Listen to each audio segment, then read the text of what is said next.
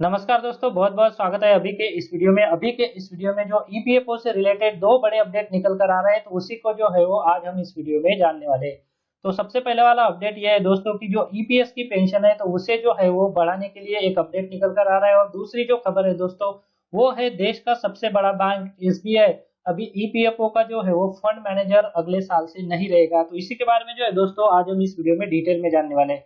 तो चलिए दोस्तों, ये जो डिटेल न्यूज है इसे हम शुरू करते हैं। पर उससे पहले अगर आपने चैनल को अभी तक सब्सक्राइब नहीं किया है, तो चैनल को सब्सक्राइब कर लीजिए और उसके बाद बेल का बटन आएगा, उसे भी आप प्रेस कर लीजिए ताकि आगे आने वाले अपडेट जो है आपसे मिस ना हो सके।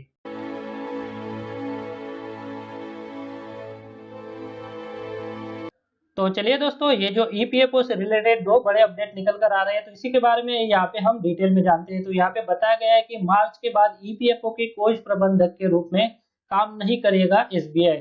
और दूसरा जो अपडेट है दोस्तों, वो है ईपीएस पेंशन की जो हाइक है, तो उससे रिलेटेड। तो यहाँ पर इसके बारे में आगे बताते हुए कहा गया है कि देश का सबसे बड़ा बैंक एसबीआई कर्मचारी भविष्य निधि संगठन यानी ईपीएफओ के कोष प्रबंधक का जो काम है वो मार्च के बाद नहीं करेगा। इसका कारण यह है कि आरबीआई के नियमों के तहत बैंक संपत्ति प्रबंधन कंपनी के रूप में काम नहीं कर सकता। श्री संतोष गंगवार जी ने कहा कि हमसे कहा गया है कि एसबीआई ईपीएफओ के कोष प्रबंधक के रूप में काम नहीं कर सकता। हमने उसकी इकाई एसबीआई म्यूचुअल फंड की सेवा बतौर कोष प्रबंधक नहीं ली है, क्योंकि पूर्व में बोली के समय आवेदनकर्ता के रूप में वह नहीं थी। यहाँ पर इसके बारे में आगे बताते हुए कहा गया है कि ईपीएफओ के निर्णय लेने वाला शीर्ष निकाय केंद्रीय न्यास बोर्ड की बैठक के बाद जो है वो उन्होंने यह कहा है। मंत्री जी ने यह भी कहा है कि हमने सभी कोष प्रबंधकों को मार्च तक जो है वो समय दिया है। हम चर्चा करेंगे और निर्णय करेंगे कि हम जो है वो किसे बतौर कोष प्रबंधक जो है वो रख सकते हैं। हमने एसबीआई को जोड़ा था, लेकिन उसका काम बैंकिंग है, न कि कोष प्रबंधन का। एसबीआई म्यूचुअल फंड कोष प्रबंधक के रूप में हमारे पास पंजीकृत नहीं है। मार्च के बाद अगर एसबीआई की कोष प्रबंधक इकाई इसके लिए आती है तो हम उसे जोड़ सकते हैं।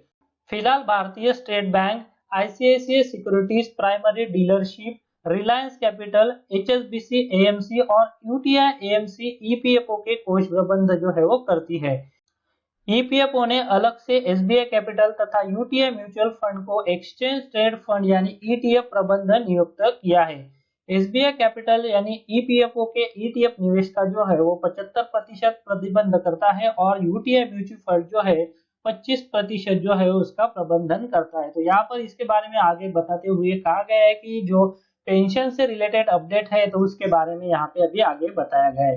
कर्मचारी पेंशन योजना 95 यानी ईपीएस 95 में अधिक योगदान के जरिए कर्मचारियों को अधिक पेंशन देने के मुद्दे पर मंत्री जी ने कहा, यह मामला उच्चतम न्यायालय में विचाराधीन है। शीर्ष अदालत के फैसले के बाद हम निर्णय करेंगे।